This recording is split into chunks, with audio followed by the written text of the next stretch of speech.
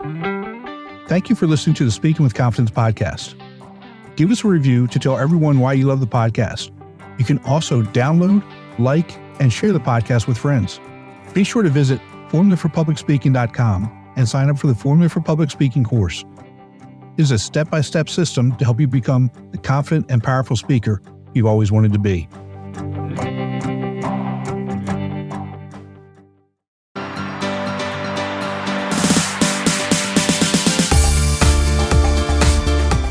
Welcome to Speaking with Confidence, a podcast that's here to help you unlock the power of effective public speaking. I'm your host, Tim Newman, and I'm excited to take you on a journey to become a better public speaker. I really appreciate each and every one of our listeners, and thank you for your support. If each of you could do one thing for me, it would be to give us a 5-star review and share the podcast with someone close to you who would benefit from listening. Today's guest is Brian Fleming, a retired U.S. Army sergeant whose story of resilience and triumph is nothing short of extraordinary. Brian served for 4 years in the United States Army as an infantry team leader, where he faced some of the most harrowing experiences imaginable. His service included 2 near-death encounters, first with an IED and then with a suicide bomber attacker in Kandahar, Afghanistan on July 24th, 2006. Brian's bravery and sacrifice earned him a Purple Heart, and he spent 14 months at Brooke Army Medical Center enduring painful burn treatments, reconstructive surgery, and a brain injury rehabilitation. Brian's journey from a wounded warrior to a global speaker and author is a testament of his resilience and determination. Inspired by the events of 9/11, he joined the military to serve his country, and his experiences in the battlefield profoundly shaped his life and career choices. Over the past 16 years, Brian has spoken to over 500,000 people around the world. He's authored 4 books and been featured on nearly every major news network in America. His mission is to show other trauma survivors how to move forward in life and discover more healing through the power of storytelling. His podcast, Podgasm, helps people communicate effectively and clearly. Brian, thank you for your service and welcome to the show, bud. Hey, thanks for having me on. I appreciate it. You know, when I hear your story, it's amazing that, number one, you know, you've overcome that when, you know, a lot of our veterans are really, really struggling. And I really do think, you know, this is kind of a side thing here. I really think we need to do a much better job in taking care of our veterans, you know, especially the ones that have experienced some of the things that you've experienced. Yeah, I agree. It's a shifty world out here. Well, let's go ahead and set the table for our listeners. You joined the Army right out of high school, and you were stationed in one of the best and prettiest locations in the country at Fort Polk and Leesville, Louisiana. So let's let you pick it up from there and kind of tell your story. Yeah, like you said, I joined the Army straight out of high school as infantry in 2003. So we were already obviously in Afghanistan. 9/11 was still very fresh, and everybody knew we had to do something. Taliban was launching attacks on our country from that place, and so we had to go and kick their ass in their own backyard, and we did that for a long time. Unfortunately, 20 years later, I won't get into the politics of how that thing fell apart, but at least at the time I was in, everybody was on board, and we very much believed in what we were doing. Mm-hmm. I had friends whose families died in New York City on 9/11, so that really hit close to home for me. And I just felt like, it was a couple things. One, it was, I had studied so hard. I did really good in high school. I had a 4.0. And the first week of my senior year, I went from wanting to go to college and become a doctor to wanting to take a couple of years off because I was so fried in my brain. I didn't want to just jump into college, but I also wanted to, as most or at least in where I come from, most 18-year-old kids, they want to shoot some machine guns and blow some stuff up because that's fun. And I got a little more than I asked for, but I also put myself in that position, and I take, my whole portion of responsibility for how my life turned out. But yeah, so I joined as infantry during a time of war. Some teachers were mad at me. They said, "Well, we're at war, don't you? Why are you doing this?" And I thought, that's kind of the point. Right. I don't know. There are some people who say, there are some people who say never fight. Violence is never the answer. And I don't really hang out with them because even though violence, I believe, should always be the absolute last answer, right. You shouldn't have to do it. Sometimes it is the only solution to punch the reset button, no pun intended, in a situation. And redeem respect and civility.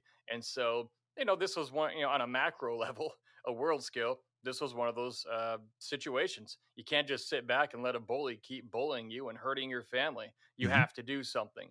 And so you have to be proactive and you have to go start being violent against the bully. And so that's pretty much what it was. So I did my first year in South Korea with the 2nd Infantry Division. Got back, was stationed, as you said, at Fort Polk, Louisiana, which I thought was kind of weird because I was assigned to the 10th Mountain Division, which is a light infantry mountain warfare unit. Right. And they started a 4th Brigade in the swamps of Louisiana. And I thought my orders were wrong. And so I took them back and I said, these orders, they're wrong. 10th Mountain's in New York. They go, no, Private Fleming, you're wrong. We're starting a new 4th Brigade of the 10th Mountain Division at Fort Polk, Louisiana. And that's the first time I considered the real definition of the phrase military intelligence. Right. And so, yeah. And then they sent me to Afghanistan, which is mostly mountains, to fight a war for almost a year. It's amazing sometimes. It really is. And, my brother was stationed at Fort Polk for a while, and he retired down there. I'm sorry. I know you and I talked about it a little bit, and God bless him. He loves it there. I mean, it's out in the middle of nowhere, so he doesn't have anybody bothering him. So that's the plus. And I will say this. I really hated the climate and the weather, but the people and the food were great. Phenomenal. Absolutely. Yeah, I still have friends who live there. Yeah. It's okay to move. It's absolutely okay to move. we give you permission. It really is okay. So you deployed from Fort Polk to Afghanistan and pick up your story from there, because this is where I think people you talk about that the whole point was to go and help fight and win this war, and now you're actually in the war. You're in the fight. What happens next? Yeah, so we arrive in Kandahar at Kandahar Airfield. I believe it's about March 15th, 16th, middle of March 06. And we are there. We go about an hour and a half north of there to a small kind of village called Kalat, where Fob Lagman was. That's where I was. We operated out of while we were there. And about a month later, after arriving on April 18th of 2006, my vehicle ran over a double stack of anti-tank mines that were buried in the road in the Arghandab River Valley. And so we were in up-armored Humvees at that point, double stack of anti-tank mines. They blew up my vehicle, set it on fire, completely destroyed it. We were all inside when it happened, obviously. And we all got out. Nobody died, thankfully. 2 guys were injured, but thankfully returned to duty a month later. And I didn't sustain any known physical injuries at that point. I wasn't bleeding or anything like that. So I didn't get medevaced out. So I stayed on the mission, but I did notice I started forgetting things and having headaches every day. And I wouldn't know this until about a year later. These were signs of a traumatic brain injury from the concussion of the blast that went off underneath our seats. And so stayed on the mission. Some people say, wow, you must have gotten the weekend off after that, right? No, we were stranded out there for 2 or 3 days. And then we were given a follow-on mission on the way back to our base because, hey, you're already out there. Might as well do something while you're out there. And so, hey, that's what we signed up for, though. That's exactly what we were there for, and we had no problem with it. Right. So you get everybody back. Obviously, you lose the Humvee, and you're out on another mission. And what happens? Yeah, nothing really happened on that one. We just kind of drove out of the way. No, as you move forward to the second incident with the suicide bomber. Yeah. So I had this. This is a few months later, on July 24th of 2006. I had this idea that I wanted to reclass my job from infantry to EOD, which is explosive ordnance disposal. They're the bomb squad. Why I wanted to do this, I have no idea. The things you want to do when you're 20, I don't know. But anyway, I had this P3, it's what it's called, on my medical record, which means I was physically unfit for active duty, which is funny because I've been running up and down mountains fighting Taliban for 5 months at that point. And so I had to go down to Kandahar, get reevaluated so I could get that removed from my records so I could continue the process of changing my job. Well, we get 2 miles from the front gate to Kandahar Airfield, which was our final destination. and a minivan, which I was in the front passenger seat of the lead vehicle. I was a truck commander of about a 15 vehicle convoy, and this white minivan somehow got right up next to me and slammed into my door and exploded. The whole entire van blew up, and it was being driven by a suicide bomber. So he blew up basically from me to this wall, and which is about arm's length away from me, and I had no idea what happened. I woke up laying face down in a ditch on the side of Highway 1 in Kandahar. My helmet had been blown off my head. My face was a full face and neck, second degree burn, third degree burns on some of the back of my neck and both my hands, full thickness, third degree. Had no idea where I was. Didn't know what happened. My first thought when I woke up, because I didn't remember anything happening, I don't recall an explosion taking place. My first thought was, why would I go to sleep here? Kind of funny, because I didn't remember laying down there. I thought, how did I get here? Right. And so I did sort of a push up, and I got to my feet, and I thought, well, maybe we're in a firefight. Well, nobody's shooting anybody, so that was a plus. And so, well, and we're not fighting. What's going on? And then I thought, shit, where's my weapon? I couldn't find my weapon. It was still in the vehicle. And in a war zone, your weapon's like your arm. You don't Right. go anywhere without it. You don't go eat. You don't go to the bathroom. You don't sleep without it. You sleep with it in your arms with you. So yeah, I had no idea what was going on there. My driver, thankfully, was a medic, a combat medic, who performed his job flawlessly, taking care of me and my gunner, who were both injured. Called in the 9-line medevac, had the bird there to evacuate us. Medevac within about 30 minutes, which is pretty good time. And then I spent the next 14 months at Brooke Army Medical Center, a year and 2 months at that hospital, burn treatment, reconstructive surgery, and occupational physical therapy, things like that, for getting my body and my brain back Mhm. from the injuries. Yeah, and that's the tough part. I'll spare the listeners some of the details that you've shared in the past with what happens to burn victims and what they have to do. And the Oh, I can tell them that if they want to hear it. that, go ahead. Yeah, what they do is they do a process called debridement, which I did not know they had to do, and I'm thankful my medic didn't tell me. But the night I got to Brooke Army Medical Center, that was actually the worst part of the whole injury, because they took me into the shower room and they took all my clothes off and they sprayed me down with water, and they said, the head nurse looked at me and he said, "Hey, Sergeant Fleming, we're gonna do this as quickly as possible, so it'll be as painless as possible." And I didn't know what he meant by that, but it didn't sound good. And it was at that point, him and two or three other nurses, they all pulled out razor blades, and they had to start shaving and tearing and ripping the burned, charred skin off and bloody skin off of my hands, face, and neck while I was still awake, because I would have died of infection if they didn't get my wounds clean. And they don't put you out for it because they're afraid you might go into a coma if they have to do it multiple times. So they keep you awake for it. And so you're basically being filleted alive, and it's the most god awful experience in my life. And I had friends who were burned way worse than me. I can't even begin to imagine how much worse their experience was. But you know what? That military medical community, they kept me alive, and I'm well today Mhm. because of them, and I'm so grateful. And it's amazing with the technology that we have. Like you said, if these types of things happened, really even into the 80s, we didn't have some of this technology and some of the speed and things of that nature. Um, you know, it's to me, it's obviously a good thing that we're taking care and we're keeping people alive. But on the downside, some of the mental issues, the PTSD and brain injuries, I think we need to do a better job of caring for them and um, figuring out how to treat them better than what we're doing as well. Because as you said, you took a blast, and that compression injury that we didn't even really think about back in the early 2000s. Now we're starting to think about that a little bit better as well. Yeah, because to your point, that's a very valid point, because we're surviving things that as human beings we never could have survived back in Vietnam or even Hmm. the 80s, like you said.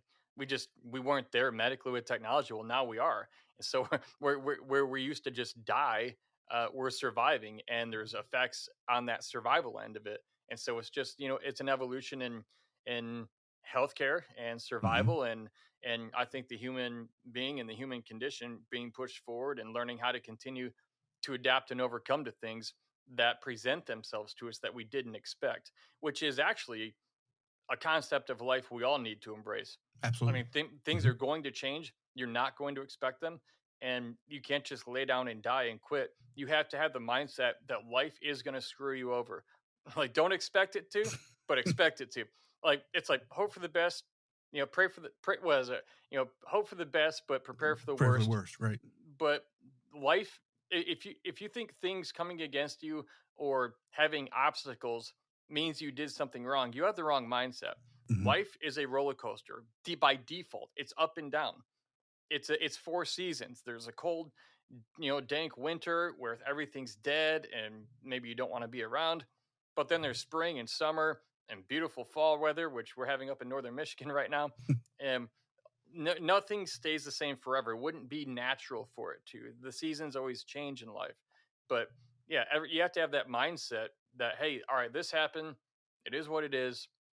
We need to handle it how we need. And where are we going next? Right. And anything that's worth having or worth doing is hard and difficult. You have to have challenges. You have to be able to fight through whatever it is.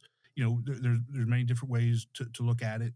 There's the 10,000 repetition, 10,000 hours, whatever it is. But if you want to be good at something and if you want to progress at something, it's going to take work. It's going to be frustrating, and you just have to learn how to fight through it. Here's the amazing thing, though. Like, I just came from the gym. I actually rushed home to get here because I'm 12 minutes from the gym. So I rushed home from the gym. But when I was in the gym, I was doing hard, long sets today. I mean, I was grunting out the last five and just shaking. That's not comfortable. Right. But my muscles get bigger and stronger because I willingly do that. Right. Be comfortable doing uncomfortable things. If you can master that, you can literally go anywhere and do anything. You cannot be stopped if you become comfortable doing uncomfortable things. Whether it's if you're a guy, maybe like me, maybe it's talking to women or talking to somebody who, it could be a potential business partner or going to the gym or eating right. I mean, if you can just master that one little thing, be comfortable with doing things that are uncomfortable. I mean, if you do anything for like 21 days, it becomes a habit. So if you can just make yourself really uncomfortable for like a week or two, you're going to see a change in your life, and it feels good. Absolutely. Not only that though, but you feel amazing. You feel the progress. Whereas if you just hate the things that come at you that they don't work out, you're just playing defense the whole time, and you feel like the world's against you when it's not. Yeah, and that kind of is kind of leading me to the second point here. You're in Brooke Army Medical Center, and you're going through rehab, inpatient, outpatient, and somebody enters your life. Your first mentor enters your life. How important is it for young professionals or young people to understand it's okay to ask for help? It's okay to get a mentor to help you, because we can't do this. We can't do big things without other people's help, right? How important is Yeah. that? Oh, it's everything. It's the game changer. If you don't have a coach or a mentor or a community, if you don't have people helping you along, you're probably a loser, and you're probably going to become and keep being one, and you're going to get worse. I mean, look at Michael Jordan. Look at Tiger Woods, best in their sports, in the history of the sport. Some of these guys, they all had coaches. Because Mhm. here's the thing. Now you say, oh, their coach wasn't as good at golf or basketball as Tiger Woods or Michael Jordan, right? Doesn't matter. Here's the thing. Here's the thing that a coach can do, or a mentor. They can look down on your battlefield from their airplane, so to speak, and they can see things on your battlefield that you can't see because you have a very one dimensional. When I was in Mhm. Afghanistan, we were boots on the ground. We lived in the mountains, and we could only see things. I couldn't see over the ridge in front of me. I didn't know if there's 100 Taliban over there. But you know what? We have an A-10 Warthog flying over, or an Apache gunship, or a Black Hawk flying over and saying, "Hey, there's about 80 enemy personnel over there. Stay put. Don't go over that ridge." Uh, and so that's very, very good to know, given we Mhm. were a 17-man platoon. Right. That saved us, a lot of ammo and maybe some worse. And so coaches, mentors, they can see things you can't, and that's one of the biggest advantages there. And somebody who doesn't want that, well, one, you just have an ego problem. But the best people who end up pushing through and shining and becoming amazing, they've had one or many mentors come into their lives. And I, like you said, to your point, I attribute my recovery, my quick, very expedient recovery, to this individual who came into my life, and I didn't plan on meeting him. So talk about that process and how that really started your journey as to where you are today, and the speaking that you do, and the multiple podcasts that you've had, and the help that you're giving to veterans and businesses all over the world. Yeah, this guy who's a Vietnam veteran, his name's Dave Reaver. He came to Brooke Army Medical Center while I was a patient there, and he was horribly wounded in Vietnam, burned by white phosphorus, took half his body off, half his face, and he survived it. Well, he came to talk to me and about 30 other guys who've been blown up and shot up in Iraq and Afghanistan who were recovering. And I realized he couldn't talk about his story without making us laugh hysterically. It was awesome. I mean, that whole military humor thing, like Mm-hmm. it was like every other line was a punchline. The guy is just amazing. But it was also a really healing message. He knew how to communicate it well. Right. And so that really endeared me. Like that really like caught my attention. And I talked to him afterwards and we became friends. He ended up a month later inviting me to go to one of his events in Manhattan, Kansas, right outside Fort Riley, and it was a patriotic rally he was speaking at, and so he flew me there to be a part of it, and what I didn't know he was going to do is he pulled me up on stage in the middle of his Oh speech, wow. and I was Okay. still I was still in burn bandages on my hands, my face was still like pinkish red from the burns. This was only about 5 or 6 months after the injury, and so very fresh still, and he said, "Hey, tell him what happened. Take 2 minutes." So I said something probably like, "Hey, I'm Brian. I got blown up. I guess I'm still here for a reason. Go for it." Probably the worst motivational speech ever. But what happened when I stepped off stage is what changed my life. And what happened was there was a young lady there about my age, about 22, 23, mid 20s. She just walked up to me, didn't even tell me her name, and said, "Hey, gr- growing up, I was raped and molested. I was abused. And then throughout my teenage years as well. Then my boyfriend, he was abusive and we broke up recently. And 2 weeks ago, I tried to kill myself, but I failed." Wow. And instantly, I was like, "Oh my God, like, are you okay? Like, what can I do to help?" And I'm so sorry. I didn't know what to say to her. But then she said this. She goes, "Brian," she goes, "but if you can survive all that," talking about Afghanistan, she goes, "I think I can get through this." And boom, That's amazing. something came out of me that I didn't know was there. And what I realized later it was thanks to Viktor Frankl, who was a Holocaust survivor. He wrote the book Man's Search for Meaning, which is literally one of the best books ever written. And you can read it in an afternoon and just ponder it for a lifetime. But he was a psychiatrist, he was a Holocaust survivor. And he said, in some ways, suffering ceases to be suffering at the moment it finds a meaning. In some ways, suffering ceases to be suffering at the moment it finds a meaning. In that moment, when I realized I didn't have any lesson for her or any advice, but her just hearing about me making it Mm-hmm. through my thing gave her hope that she's not going to go kill herself. I found a sense of meaning in my suffering. I found something new to live for. I wanted to find more people like her. And that's been the fire that's been the burning desire that's fueled everything I've done for the past 17 years as a professional speaker. I never meant to do this.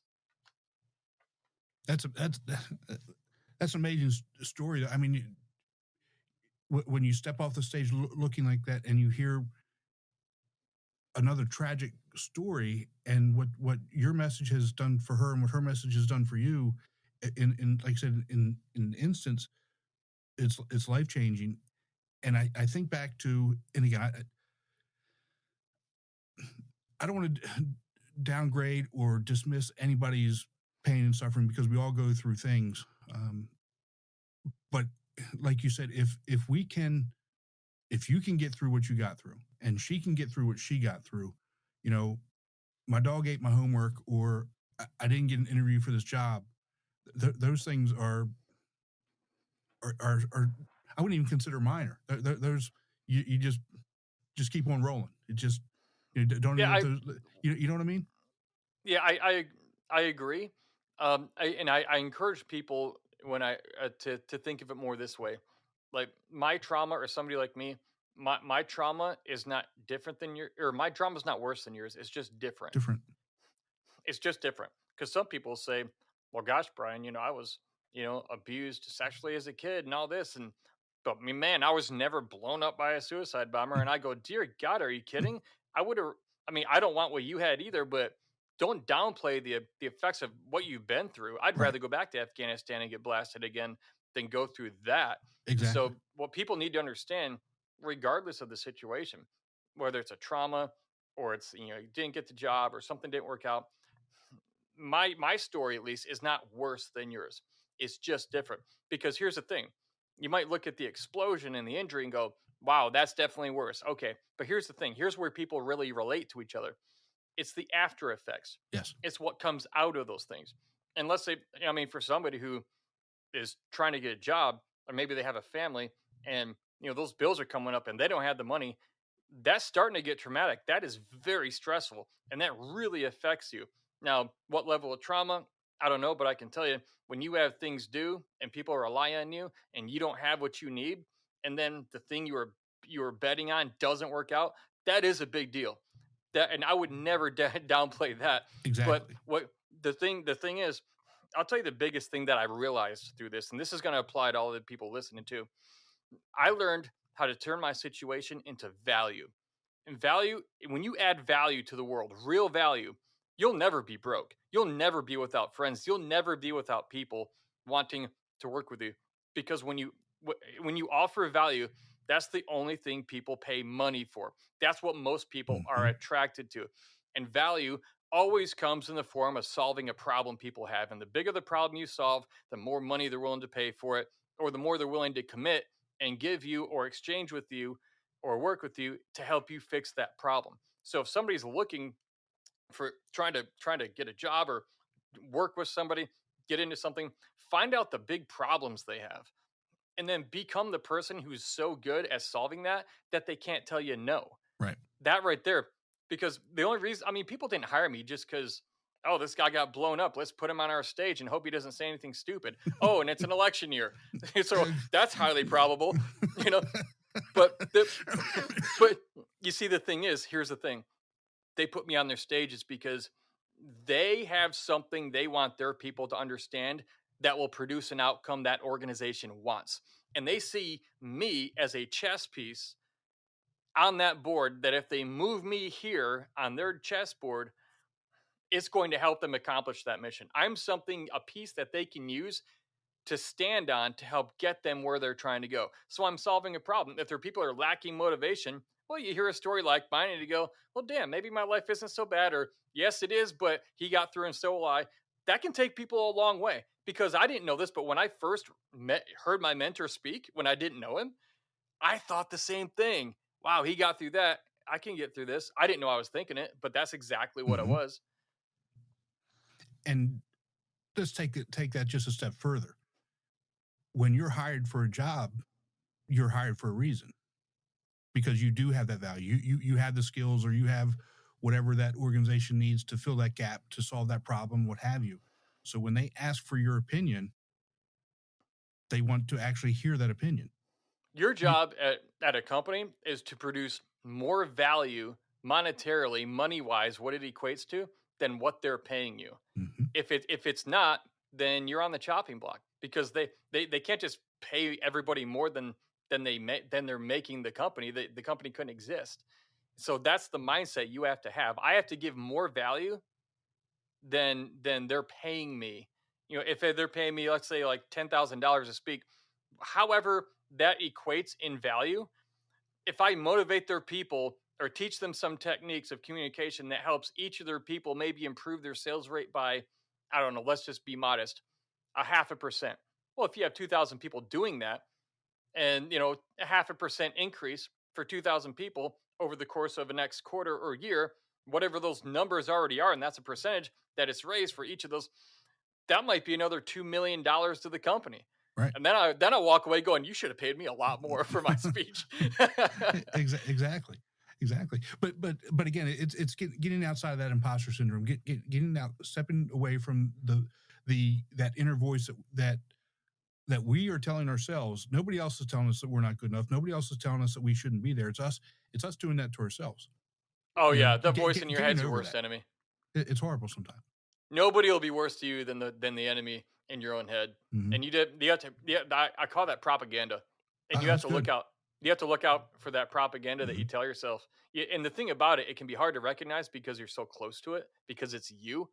But once you start to recognize it and you start seeing those patterns, you instantly, sometimes I'll just say things out loud and just turn the narrative. And it's yeah, and sometimes it's really profane, but I don't care. It's like I got to get out of that. Yeah. And the busier I am and the more I'm doing things, the less that tends to creep up on me. Yeah. Yeah. You know, when sometimes, you know, when I'm up talking and, you know, there'll be a pause or whatever. And inside my head, I'm talking to myself. And sometimes I'll just chuckle. And I tell people, you know, if I chuckle, it means either I said something stupid to myself or I told myself a joke. It's okay to laugh at me when I do that. But a lot of times, truth be told, now the truth is really going to come out. I'm having negative thoughts in my head.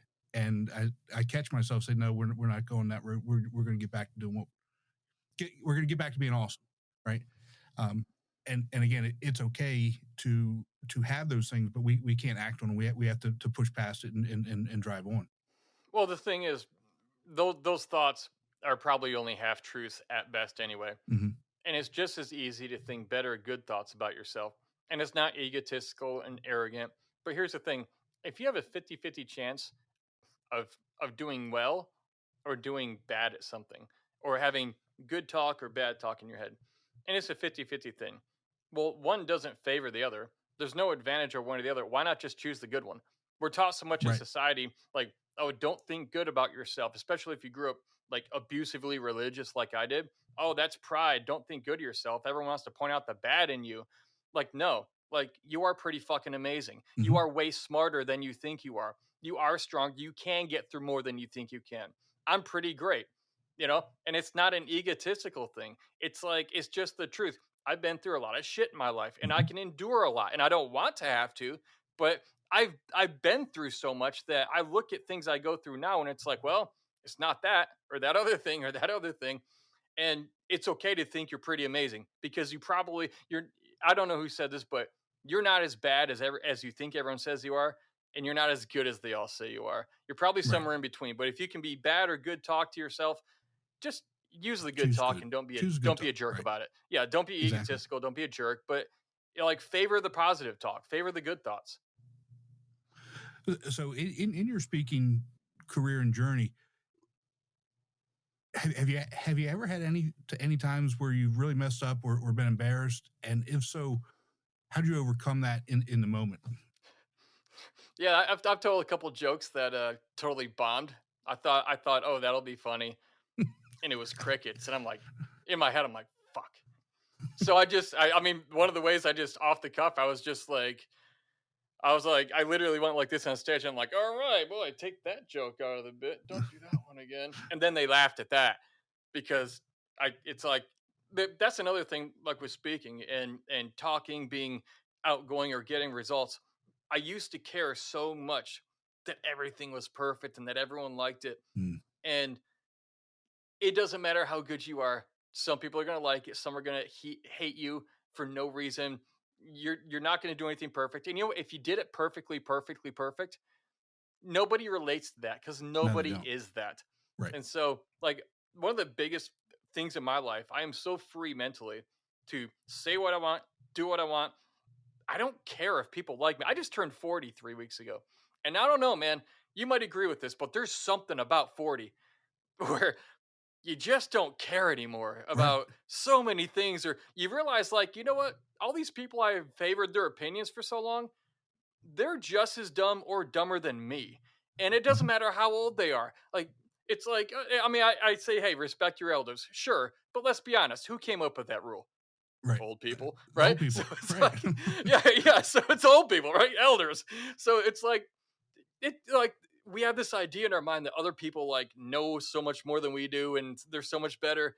Nobody's actually that much better than you, Mm. and Right. nobody really has a handle on this life. And so, respectfully and productively move forward, but stop giving a shit so much about what someone's going to think. Unless it's a really important person that you need to impress for a reason. Other than that, that's not most people. You'll be or, so or some free. or somebody that you actually care about, somebody that's in your inner circle, right? Um, Absolutely. you know, your significant other, brothers, sisters, immediate family. Obviously, everybody's a little bit different there, but and I also think this is generational. If you look at younger people, right? Um, they are so worried about what everybody thinks about them. I mean, they've got their face in their phone, and they worry about what some person who they've never met, have no idea who this individual is, could be a bot, could be somebody, from Russia or China, talking Doesn't about, even have a profile picture. right, talking about what they said or what picture that they put up, and their entire life is now in the toilet because of that. I'm like, I've been like this maybe 40. I don't know. I really don't care. I mean, I wish I care about I the wish people that are in my circle, and that's about it. Yeah, I wish I could take that whole trust me, you don't have to care so much. You can tell someone that Mm-hmm. and they don't get it till they get it. I wish Right. I could inject that into every 20-year-old Mm-hmm. and they would just be like, "Oh my god, I get it." But I had to get it. Like Mm-hmm. I heard it a bunch. I had to get it myself. And the people I cared most about their opinion or what they would think about what I do, it was literally I could count that these people on less than one hand or half of one hand, and it was people who I highly valued their opinion about me, and they had invested a lot into my life. But even that, they're human beings, and I had to learn to let go of that. And there are ways I did that, but I had to learn Mm-hmm. to let go of that because it was a mental prison for me. And at the end of the day, they're not perfect either, and they Right. went their own way too. And it's like I wish them best. I love them. I'll do anything for them, but I'm gonna be me. And if that doesn't work for them, then hey, it's like I have a new audience out there that's waiting for me. And so, but yeah, Yeah. It's a phenomenon. I go back to when I was a kid. I'm 50. I'm 56 now. We didn't have social congratulations. media. Yeah. It's hard. It's mental math. Um, but we didn't have social media. I remember we had the phone where you had to actually put your finger in and do the dial. um, Rotary phone, Rotary yeah, phones. And so if somebody said something to you at school you didn't like, for guys, we just punch each other in the nose and be done with it, and we'd be friends after. And we didn't have any of this other yeah. stuff. So I think that's the bad side of social media, and being so Here, worried about those other things. But social media also has a very good and positive side, and we really need to teach the young people the balance of that. Um, well, here's the thing about social media. This is it's like a cheat code for bullies too, though. yes. I've never understood bullying, cyberbullying, because I've had people write me stupid messages, and you know what I do? I just go click this little button that says block, and they literally don't exist anymore in this world. Like Right. I never see them again. I never think about them. You can just delete people and you never see them again anywhere or hear of them. It's great. Like Great. when we were growing up, the bully in school, like you said something about someone, they want to meet you in the parking lot after school, and you actually had to like Show up. justify what you said. Now Mhm. you can just click a block button. I don't understand cyberbullying on that because maybe it's just my extreme life experience. But if I can just click a block button, a Right. digital blue button, and I never have to deal with somebody again, that's easy. That's a cheat code. Like Exactly. block them and don't think, move on. Exactly. Exactly.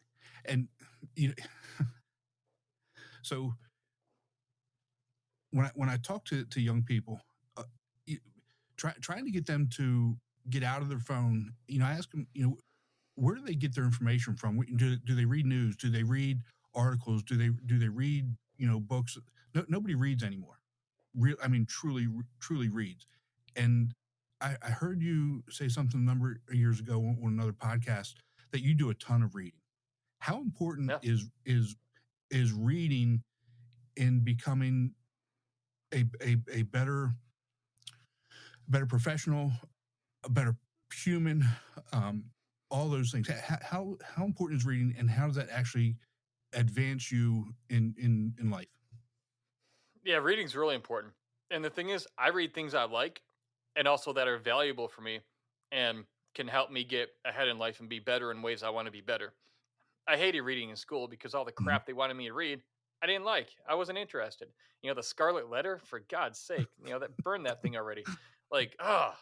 But hey, you get out and then you're reading this book, by a guy like Alex Hermosi or something, and it's like, oh, this is how this guy became worth $100 million, or that one Mhm. guy who got out of prison and he's like worth hundreds of millions now.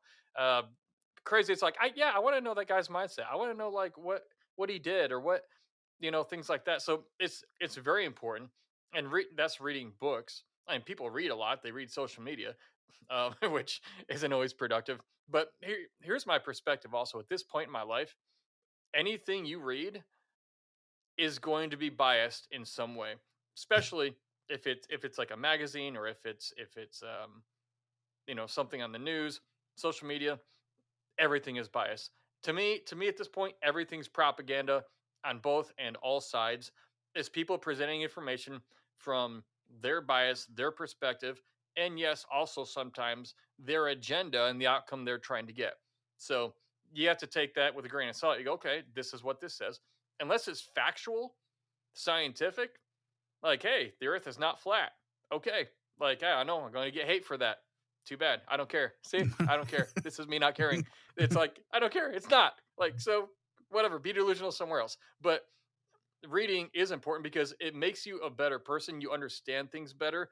You absorb information in a different way. It's my understanding. Mhm. I've been told when you read.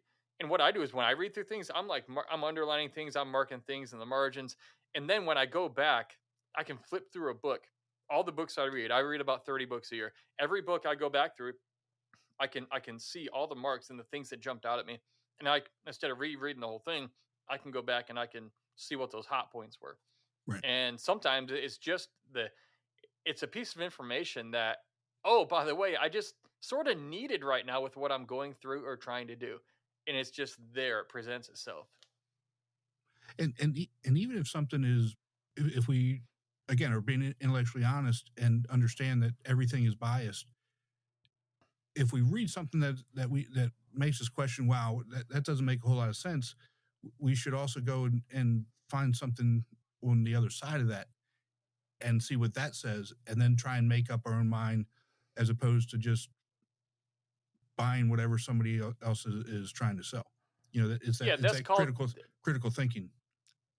yeah, that's called being a well-rounded and Yes. educated, intelligent individual, Yeah. which unfortunately is not something that a lot of institutions push nowadays. In fact, I don't quote this person often, but there's a quote that says, "What great luck for us leaders that men do not think." And do you know who said that? It was a man named Adolf Hitler. Oh my God. And he was absolutely right. And being political season, or whether it is or isn't, It, you it's can it, see this at right. work. Mhm. You can say anything and people just rally behind it. And you question them two or three levels deep and they can't explain why they agree. And Mhm. then they get mad because you're questioning them or they don't want to be wrong. They don't understand why they believe or think what they do. But the truth is, they've been taught that they're supposed to think and believe certain things. And then they're taught not to question it. Yes. And so when somebody presents that, that's the danger zone. We don't go there. Well, dumb people don't go there. Right. Smart, intelligent, critically thinking people who change the world go there. Right. But understandably, that can be scary, especially if it's something of like a religious nature. Religion, I mean, is the king of this.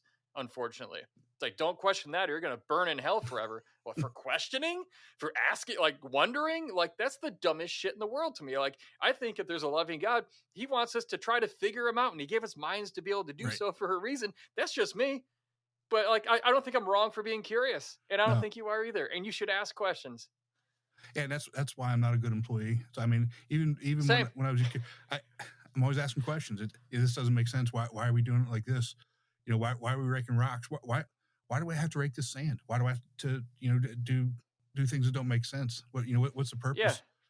Why can't we do it It's like like this? it's like it's like it's like the guy in the army who gets in trouble. So he's out there with a vacuum cleaner in the parking lot in the pouring rain, And everyone's like, what's he doing out there? It's like, he's in trouble. Like, it serves no purpose. We know.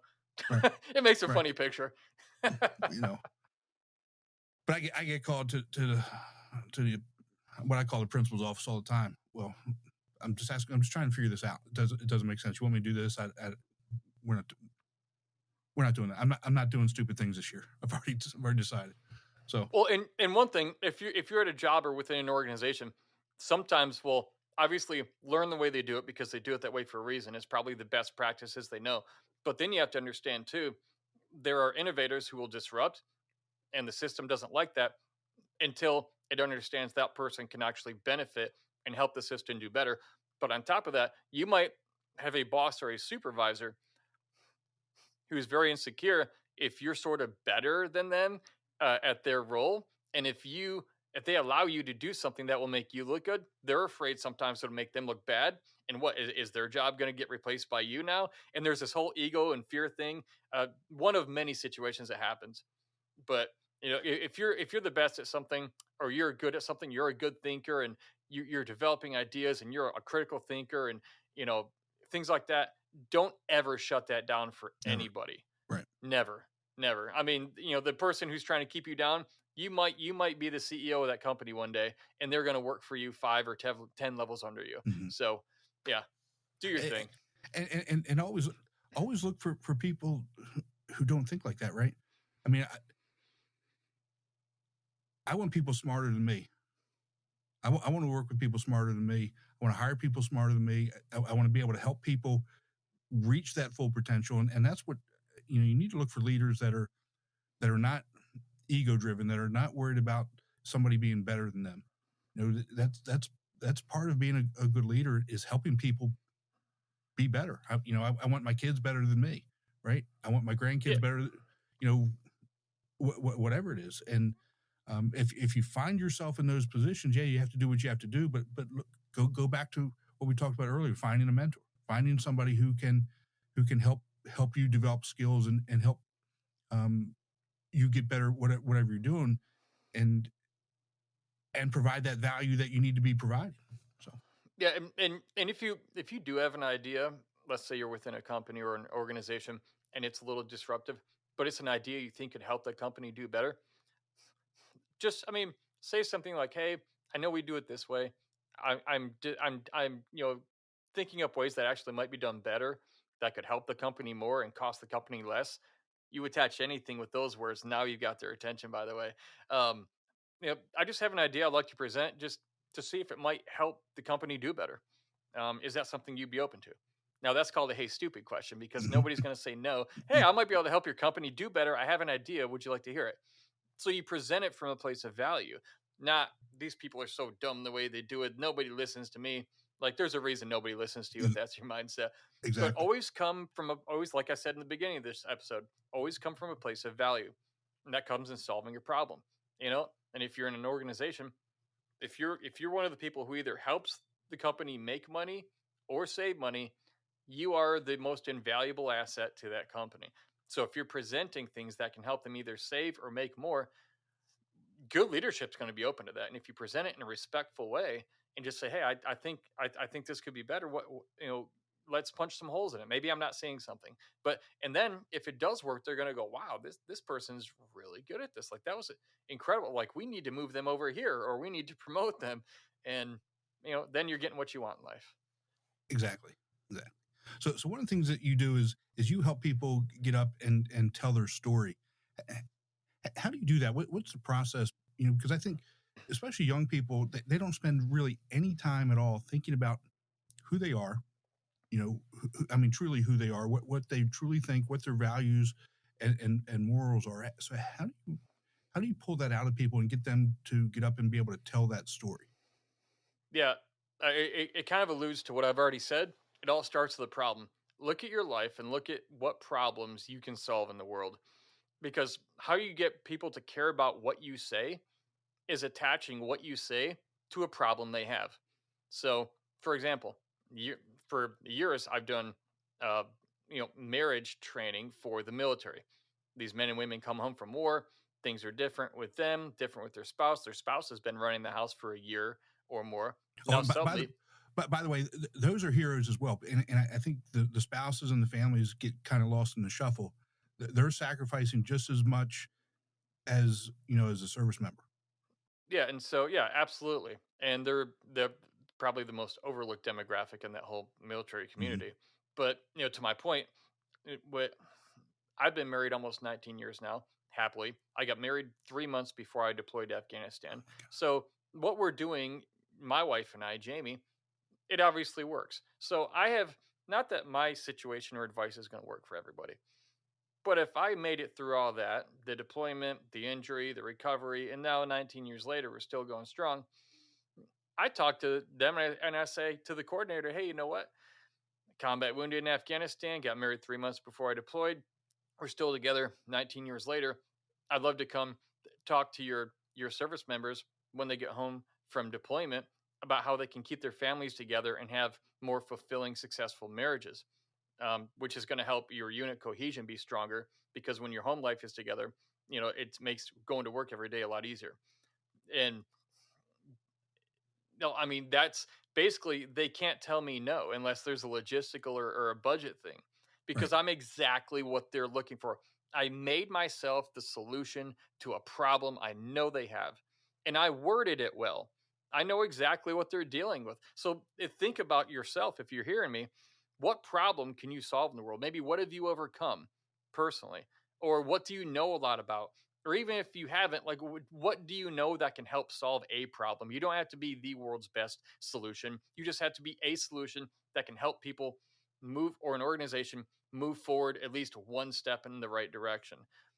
Everything, nobody cares about your story until you attach and marry your story to a problem they have. Now, now this thing is like turned up. Now this thing becomes powerful. Yeah, it really does. And again, to be able to do that, you have to know who you are. You have to spend some time thinking about that and how that solution can help people.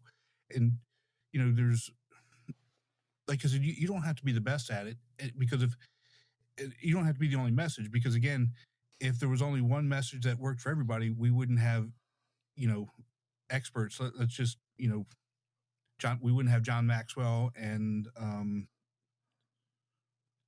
oh now I lost. I mean, how many people have written communication books? Very Yeah, good. I mean, exactly. you know, Yeah. it's Well, and it's how that message hits you or individuals and what actually resonates. and here's the great thing too. You and I can speak on the same topic, or me and Hmm. you and five other people. Right.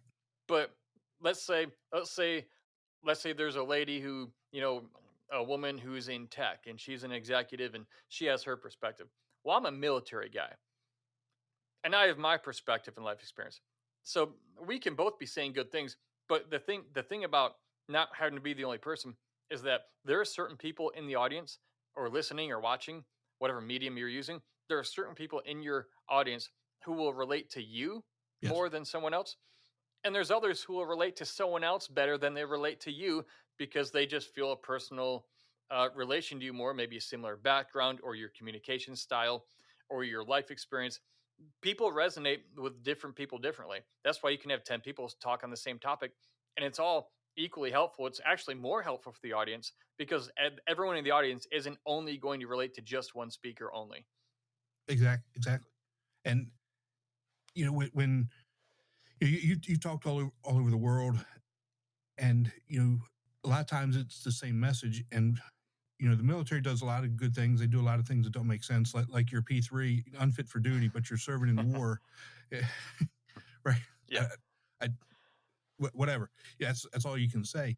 But war is fought, battles are fought over a five paragraph op order, and depending on who you're talking to, outs whether it's in the military or somewhere else, changing some things, wording or terminology, you can still get the same message across. Talk a little bit about how you actually communicate with different audiences, based on that whole philosophy. Yeah, when I plan my speeches and I talk to audiences or I do personal or business coaching, whenever I do that for people, I I literally have a version of a 5 paragraph op order that I created myself, and I adapted it to real life.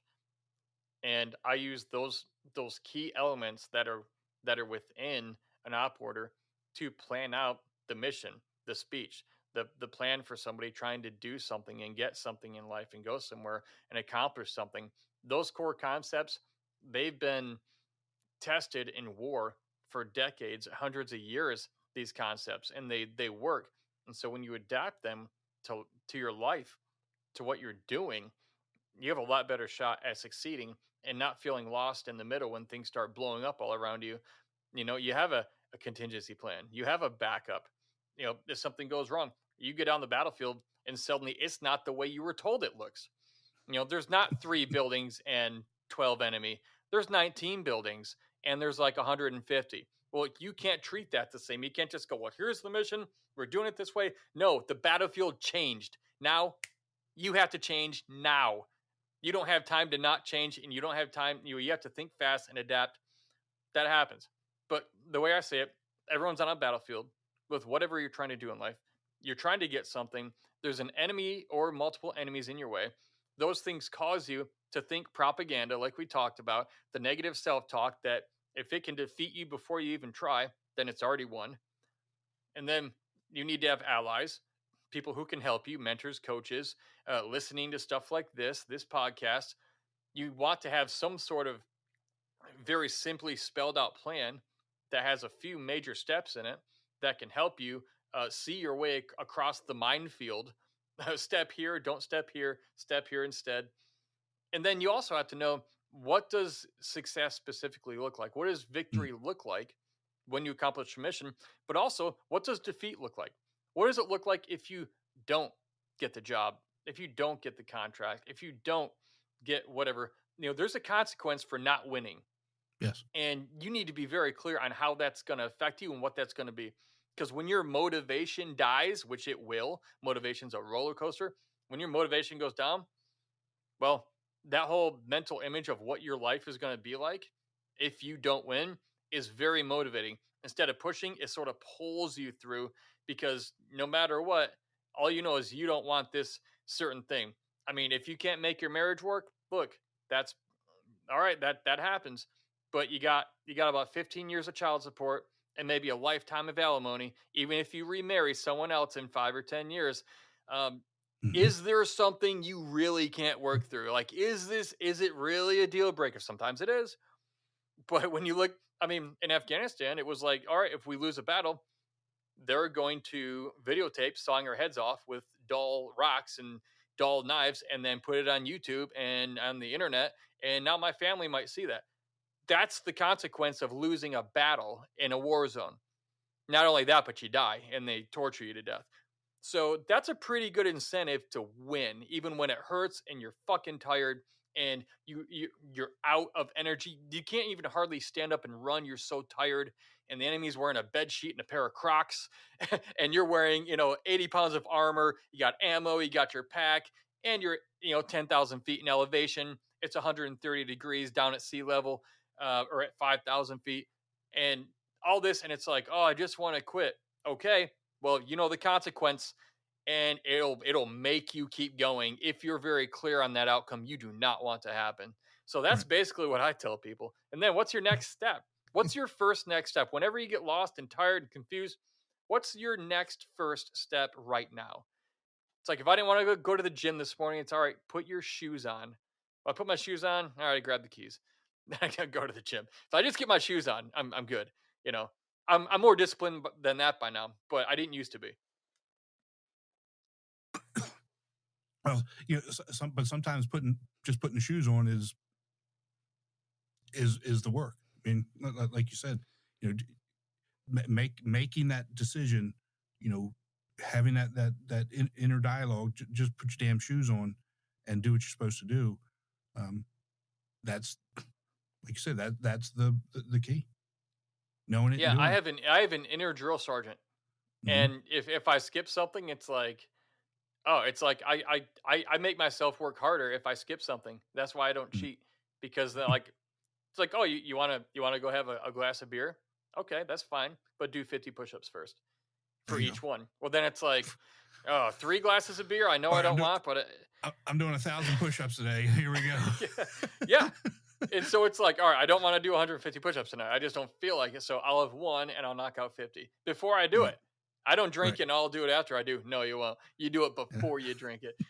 And then you And feel not like you during, not earned it and during you either. feel good. That's awesome. One more thing, other thing, you know, we talked and you made me laugh with something. You said there are 2 superpowers in the world. Tell everybody what those 2 superpowers are. I'm trying to remember. There's Brazilian jiu-jitsu and communication. Oh, yeah. Yeah. Brazilian Jiu-Jitsu and communication. Yeah. Definitely 2 superpowers. Brazilian Jiu-Jitsu, I did that for a number of years. And it can teach a smaller person to take down big people and choke them and win in an altercation, when otherwise they wouldn't really stand a chance. It is a genuine superpower. And so as far as self-defense and being able to handle yourself, take care of yourself, definitely a good skill to have. And communication is also a superpower, because we live in a world full of lots of confusing messages. I call it fog, like the fog of war. It's confusing. Things get confusing. And if you can say what you do in a clear and compelling way to the right people who want to hear what you're saying, you can be bad at this, obviously, and still become president. We've seen this happen many times on both sides of the political aisle. Of course, their speeches are written for them. So, you know, they have people like me that write their speeches for them, by the way. Most of them aren't that good. But your ability to communicate effectively and clearly is a superpower. To say less, but to say more in it, and to do it in a way that's impactful and effective, there's nothing you can't do. There's no job you probably can't get if you know how to communicate effectively and do it well. And it is the only, it's probably, for me, I'm not good at everything, but if it's clarifying and creating a compelling and clear message that's focused on a group of people, aimed at what they want to do and what they want to avoid, I can write and speak those messages all day long, and I do, because it all comes down to who you're talking to, and that whole kind of battlefield concept that I talked about a few minutes ago, about what they're going through. You speak to what people are going through, you do it the right way, you do it effectively, and then it's like, wow, it's like God spoke to you and to tell me, or it's like you've been reading my mail. It's like, however you want to say it. I've done my homework on you. That's what it is. And I actually have solutions that can actually help you get what you want and avoid what you don't want. So I had to become good at communicating so I could get people's attention, so I could give them what I know they need that can help them. Because if your wrapping paper is garbage, no one's going to want it. You put something in a Walmart bag, it could be the same item, and you put it in a Nordstrom bag. Now it's like the whole perceived value is different. Exactly. Yeah, but it's how you present it, and you present through words. So yeah, Brazilian Jiu-Jitsu and communicating clearly, those are 2 amazing superpowers. If you get both of those, you're kind of a badass, I think. well, you've got it, because you're pretty good at both. So, but I've had a lot of people teach me those things for years, and I've been choked out a lot, and I've choked a lot of people. So like, I've written bad copy and I've written great copy, that some that made no sales, some that made a lot of sales. So it's like, you win and lose and you learn. It's the whole process. Yeah. And you keep trying, you keep getting better. That is the process of success. You try and you fuck it up sometimes, and you keep going back and doing it again and getting better each time. And before you know it, you're amazing at this thing, because you've got it fine-tuned and honed in. Right. Exactly. Well, Brian, thank you so much. Where can people find you and work with you? Yeah, if you want to see what I do, with public speaking and my professional speaking, just go to blownupguy.com. It's real easy to remember, because I'm a guy who got blown up. There are thousands of guys like me who got blown up in the war, but I'm just the guy who bought blownupguy.com like a year after I got blown up, and I don't look blown up anymore. But it's easy to remember, because nobody can spell Brian or Fleming, and most adults in America write the word brain instead of Brian, which is sad. But they remember you're that guy who got blown up. So it's blownupguy.com. You can email me there as well if you want to work with me or do any coaching, things like that, or book me for your event. Well, Brian, thank you so much. thank you for your service. I really enjoyed the conversation, and take care of your family, and we'll talk to you soon. Hey, thanks a lot, Tim. Be sure to visit speakingwithconfidencepodcast.com to join our growing community and register for the Formula for Public Speaking course. Always remember, your voice has the power to change the world. Take care. We'll see you next time.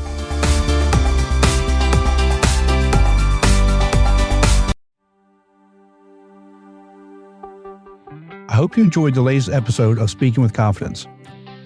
Give us a review to tell everyone why you love the podcast. You can also download, like, and share the podcast with friends. Be sure to visit formulaforpublicspeaking.com and sign up for the Formula for Public Speaking course. It's a step-by-step system to help you become the confident and powerful speaker you've always wanted to be.